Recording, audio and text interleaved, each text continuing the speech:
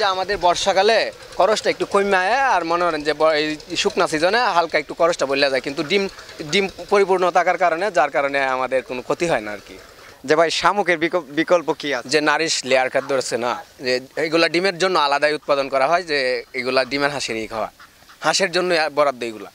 ভালো জাতের যদি হাঁস না হয় তাহলে মনে করেন যে হাঁসের লস হইতে হবে। যেমন খাকি ক্যাম্পেলটা আছে ডিমের জন্য ভালো আর কি, প্রতি 100 হাঁসের জন্য 15-16 কেজি খাবার হইলেই যথেষ্ট আর কি। তাহলে ফাঁকা থাকতেই, যদি ফাঁকা না থাকে ঘর তাহলে মনে করেন আলো বাতাস প্রবেশ করবে না, যার কারণে রোগ জীবাণুটা আরও বাড়বে আর কি। আসসালামু আলাইকুম প্রিয় দর্শক, শাহপরান হাঁসের কামার থেকে শুভেচ্ছা ও অভিনন্দন। আজকে যে বিষয়টা নিয়ে আপনাদের সামনে হাজির হয়েছি সেই বিষয়টা হলো 4টি বিষয় না জেনে হাঁস লালন পালন করা যাবে না। না জেনে হাঁস লালন পালন করেন তাহলে লসের ভাগী হবেন। আজকে এই 4টে বিষয়ে আলোচনা করব। একজন বিজ্ঞ কামারি আছে, আমাদের পুরাতন একজন কামারি ভাই। এই 4টে বিষয়ে যে আমাদেরকে গাইডলাইন দিবে, এই বিষয় নিয়ে আমরা যেন হাঁস লালন পালন করি। চলুন আমরা ভিডিওতে চলে যাই।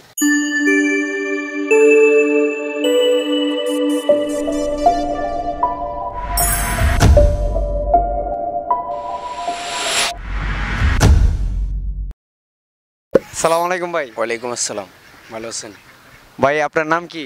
মোহাম্মদ রাকিবুল ইসলাম।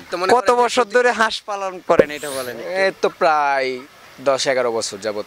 10-11 বছর তো আপনি একটা বিজ্ঞ কামারি। যে আগে ছোট সময় আব্বার সাথে পালন করছি, এখন মনে হয় যে আব্বার আয় না, আমি একা একাই। আচ্ছা ভাই, আপনার কাছ থেকে আমরা শুনতে পেলাম যে কি 4টে বিষয় না জেনে হাঁস লালন পালন করাটা যাবে না। প্রথম হলো যে ঘরের যে বিষয়টা, ওইটা নিয়ে বলেন। যে ঘরের বিষয়টা হলো যে ঘর পরিষ্কার পরিচ্ছন্ন থাকতেই বল।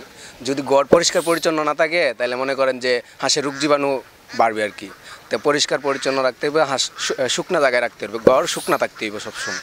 বিষয়টা হলো যে প্রথম ঘরের উপর সাইডে অর্ধেক ফাঁকা রেখে উপর সাইডে নেট ফিটিং করতে হবে, যাতে আলো বাতাস ঘরে প্রবেশ করে। আর নিচ সাইডে মনে করেন টিন দিতে পারে, কি বাঁশের চট দিয়া দিতে পারে, সমস্যা নয়। তাহলে ফাঁকা থাকতেই, যদি ফাঁকা না থাকে ঘর তাহলে মনে করেন আলো বাতাস প্রবেশ করবে না, যার কারণে রোগ জীবাণুটা আরও বাড়বে আর কি।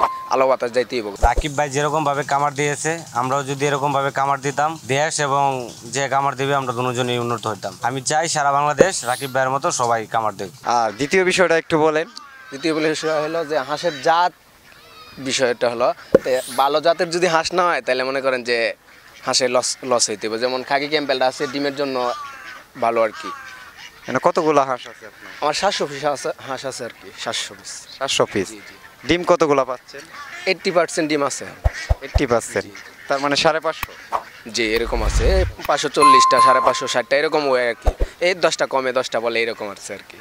তৃতীয় বিষয় যেগুলি জানতে চাই, খাবার দাবারের বিষয়। হ্যাঁ, জি, লালন পালনের বিষয়টা হচ্ছে যে খাবার, দান আর শামুক। এখন মনে করেন যে আমাদের এদিকে বর্ষাকালে দান আর শামুক খাওয়াইলেই চলে আর কি।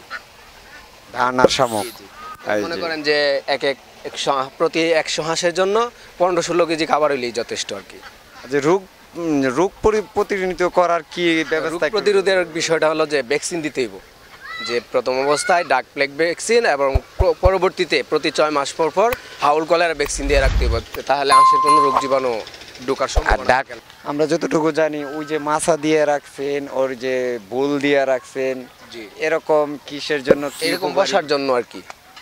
হাঁসের কি উপকার? হাঁসের মনে করেন যে হ্যাঁ, খাবার দাবার খায়া যদি আরামসে বইতে পারে তাহলে মনে করেন যে ডিমটা পরিপূর্ণ পাওয়া যাবে আর কি। বসার জায়গা দিতেই হবে তারে, মানে রেস্ট করার জন্য।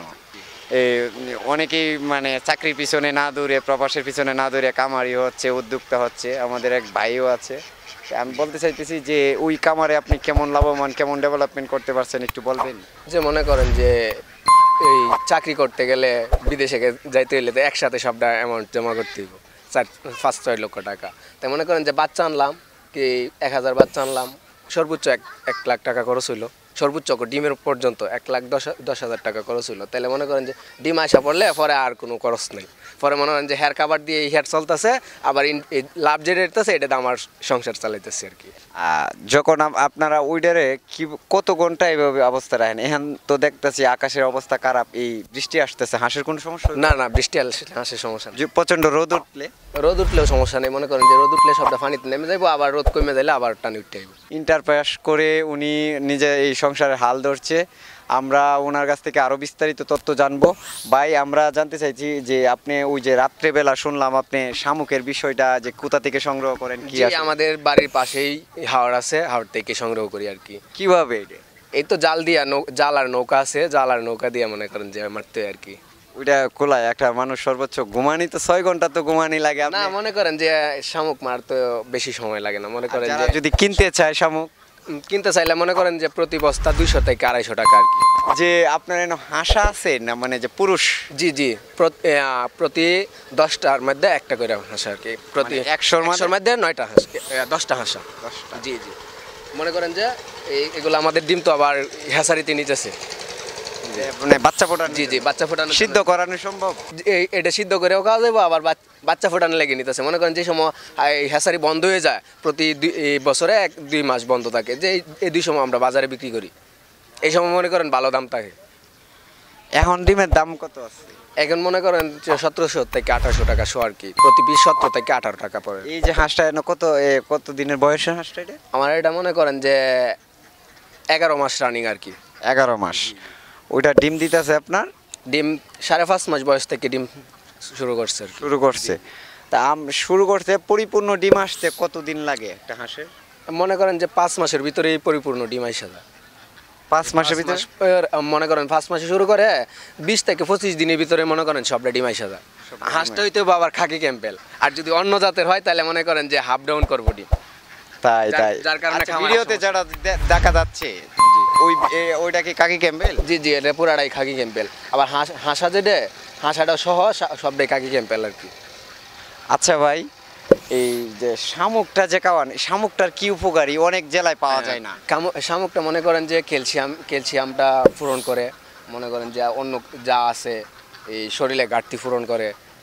এই শামুকটা মনে করেন শামুক যেদিকে শামুক পাওয়া না যায় এদিকে বিপল রাস্তা আছে। যেমন মনে করেন যে আমরা বর্ষাকালে শামুক খাওয়াই, আবার এই বর্ষা যাইলে পরে যে শুকনা সিজনে আমরা এই নারিশ খাওয়াই, অন্য জাতের লেয়ার খাদ্য আছে, এগুলা দিলে আবার ডিম ঠিক থাকবো। হ্যাঁ, ওই বিষয়টাই আমরা দর্শককে জানাতে চাচ্ছি। প্রিয় দর্শক, যে আমাদের বর্ষাকালে খরচটা একটু কমে আয়, আর মনে করেন যে এই শুকনা সিজনে হালকা একটু খরচটা বললে যায়, কিন্তু ডিম পরিপূর্ণ থাকার কারণে, যার কারণে আমাদের কোনো ক্ষতি হয় না আর কি। শামুকের বিকল্প কি আছে ভাইয়ের কাছে জানতে চেয়েছি। উনি বলছে যে নারিশ আছে। আবারও আমি ওনাকে প্রশ্ন করব যে ভাই, শামুকের বিকল্প কি আছে? যে নারিশ লেয়ার খাদ্য আছে না, যে এগুলা ডিমের জন্য আলাদাই উৎপাদন করা হয়, যে এগুলা ডিমের হাঁসেরই খাওয়া, হাঁসের জন্য বরাদ্দ এগুলা। যে 4টি বিষয় না জেনে হাঁস লালন পালন করা যাবে না, সেই 4টি বিষয় নিয়ে আজকে এই ভিডিওতে আমরা বিস্তারিত আলোচনা করেছি। আপনারা অবশ্যই আমাদের এই ভিডিও দেখে উৎসাহিত করবেন, আমাদেরকে লাইক কমেন্ট শেয়ার করে আমাদের পাশেই থাকবেন, আমাদের চ্যানেলটা সাবস্ক্রাইব করে রাখবেন। হাঁস যদি আমাদের কাছ থেকে ক্রয় করতে চান তাহলে আমাদের ভিডিওতে নাম্বার দেওয়া আছে, যোগাযোগ করবেন। আজকের প্রতিবেদন এখানেই শেষ করছি। আসসালামু আলাইকুম।